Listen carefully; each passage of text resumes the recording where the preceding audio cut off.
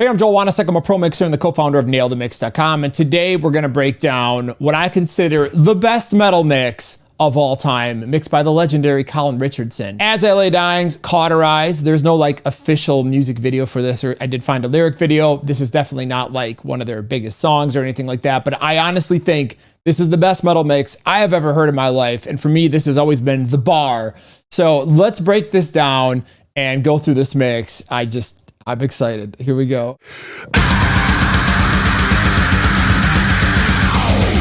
You know, how good was Colin Richardson at his peak? I mean, geez. This is one of those mixes where I know this is over a decade old, but when I go back and I listen to this, there's just a way that this mix jumps out of the speakers and comes forward and just has this massive size, width, and aggression to it. So many modern mixes just don't have. Like everything just sounds so lifeless next to this. And, you know, so the first thing I noticed before we get into like technical aspects, listen just to the size and the way it just jumps out of the speakers. I mean, given this was mixed on a Neve console, I believe that's part of the sound, but just listen to the size of it. Listen to how everything just sits in its space. I mean, that's just like the most assaulting thing I think I've ever heard. It's truly an incredible feat what Colin Richardson has achieved here. It's like so good, it's not even funny. So let's start breaking this down in terms of like actual specifics and things like that. All that hype up, you know, I just get so excited when I listen to this song because it's like, you know, whenever I'm in my car and I mix a metal song, like I immediately throw this on and be like, how much did I get my ass kicked by Colin? You know what I mean? Like this is like the bar. So, all right, let's get into some specifics here. Let's start by paying attention to the kick and snare. So Colin has a very signature kick type of sample that he likes to use. You'll hear it in a lot of his mixes. I've seen it and heard it, rumored it floating around the internet and things like that. But, you know, if you listen to Colin's kicks, he's got this kick. He always uses this. It's really, really great sound. It's got a very high top end click to it. You know, the bottom is fat, but it's tight. Listen to how aggressive that top is. You can really hear it on that fill. It's very snappy and very transient boosted. You can hear how his kick just drives that. Now, what's interesting about Colin's mixes is like, you know, where he puts his kick drum. A lot of mixers in metal, I feel like, put their kick drums a little bit lower in the frequency spectrum, and his is very, very high click. It's very, very, very, very high. And it kind of creates a unique sound. It creates a ton of energy, and it cuts through amazingly on like any system. Listen to that right there. You can hear how the kick drum, you know, it's like all click, and then there's some sub push. There's not a lot of mid-range. So the kick is just totally out of the way of everything else, but it always cuts through, it always snaps, and it sounds really... Okay, so now let's listen to the snare. Now the snare is a little bit more on the natural side for a metal sample. You know, I'll take like Andy Sneap in comparison, whose snare I think is very transient and like super aggressive. It slaps you in the face. It's one of the most aggressive metal snares ever. It's so badass. Colin's snare is a little bit less aggressive, but it still sounds just as badass, if that makes sense. Like it's not as transient boosted. It's not as attacky. It's a little bit more natural, but it still sounds super aggressive. So listen to the top end of this snare. It's a little bit warm. And when they get into the metal polka beat, you know, what happens is like, it really, really sounds aggressive. Got the perfect amount of top end to go with the kick drum. And he's really, really nailed that balance. I don't even want to analyze this mix. I just want to listen to it. It's so good. Just pay attention to the balances between the kick and the snare versus like everything.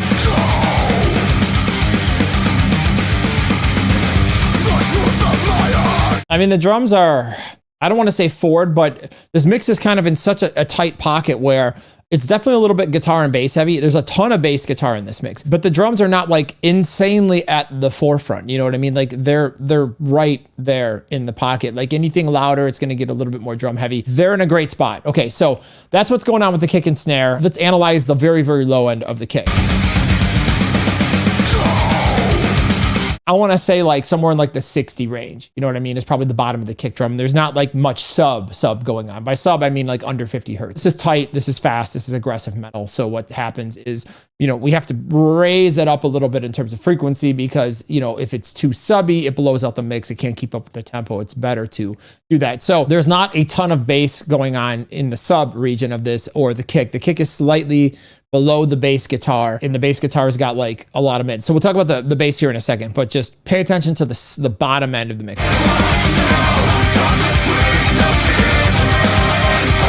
There you go. You can really feel the bottom end of the kick drum and the bass. All right, so cymbals. Pay attention to how loud the cymbals are. You know, the shells are definitely mixed pretty up there. You know, there's a lot of cymbals. But notice how the cymbals are more like, I don't want to say upper mid-range, but they're kind of on the upper mid-range, lower top end. You know, there's not like a lot of like 22K spiky high presence. It's kind of got that kind of sound to it. So, you know, the cymbals have a very nice smooth top end. They're up there, you know, but they're kind of like in that 4, 5K, 3K range. It might just be YouTube quality kind of blowing out the top end a little bit. It sounds like it's a little bit, you know, washy up there.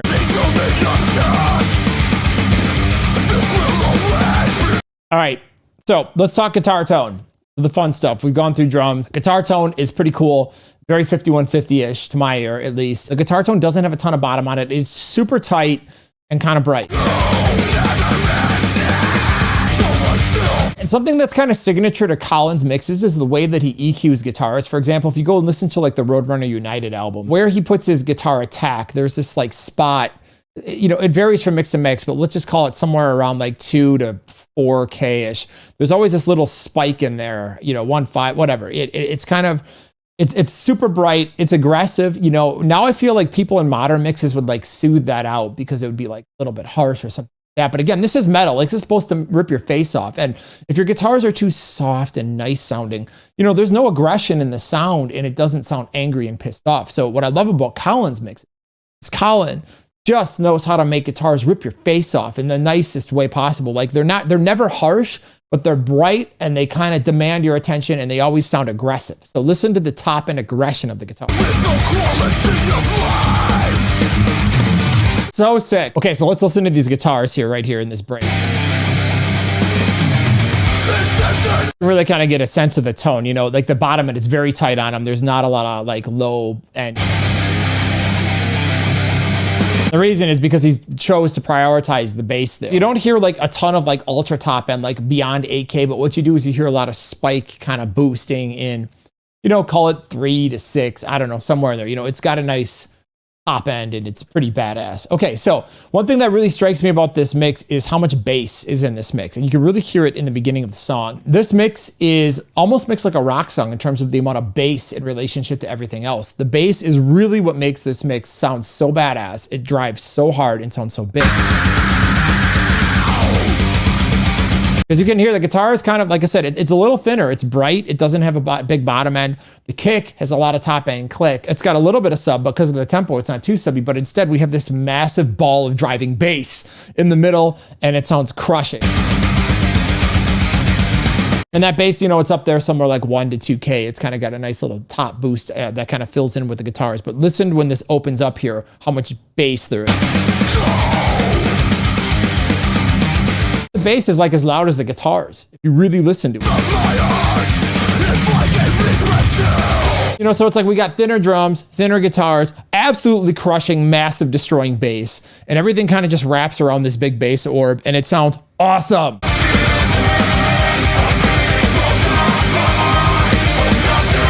I like that the bass isn't super distorted. It's got a little bit of grit on top, but it's not like insanely distorted.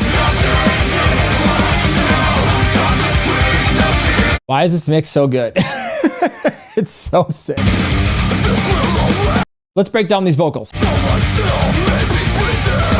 Vocals are very dense in the mid-range. You know, there's not like a lot of lower mid to them, but they definitely have a good amount of body to them. One thing that I think is kind of cool about the vocals is they're kind of dry sounding. Like, you know, you can't really hear the effects on them, but obviously there's some delay in verb and, you know, things like that are there to add space. Vocals are very forward. They're the loudest thing in the mix. They're mixed a little bit louder sometimes than I feel like a lot of metal songs.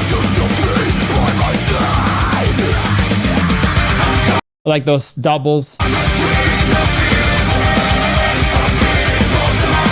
Okay, so this is kind of an interesting mix here in the chorus, because what happens is like you have a scream up the center, you've got some singing vocals kind of on the sides and some harmonies on the side, and that's a lot of vocals in one spot at the same time. The singing vocals sound a lot thinner than the screaming vocals. They don't have as much like body and hair to them in terms of like the way they're mixed. They're mixed more like, you know, large diaphragm condenser kind of sound, if that makes sense, where like the screaming vocals sound more like SM7. Could be wrong, but that's what it sounds like.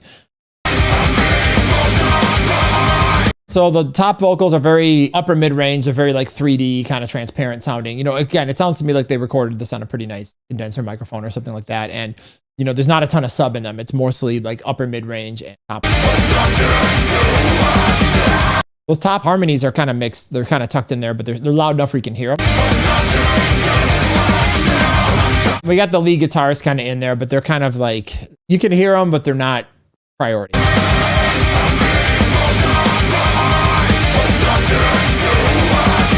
Yeah, I'm going to reiterate my statement from earlier. I think this is the best metal mix of all time. It just destroys, and I think that this is the bar.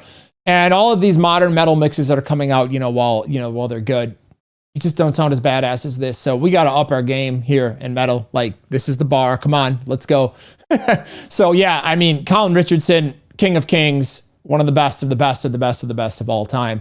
Obviously a legend amongst mortals. So bravo on this mix. It's really, really, really special. I've always loved this. And the first time I heard it, I was just like, holy crap. So let me know what you think of this mix in the comments below. Of course, if you like this type of content where we break down mixes, hit the like and subscribe button and the notification bell, because I'm dropping these. And on this channel, I do everything from heavy stuff all the way down to pop and everything in between. So, we kind of cover it all here. Thank you so much for watching. And of course, if you want to learn how to mix music, you can follow me on TikTok and Instagram. It's at Joel Wanasek, or go check out nailthemix.com if you want to learn how to mix metal music.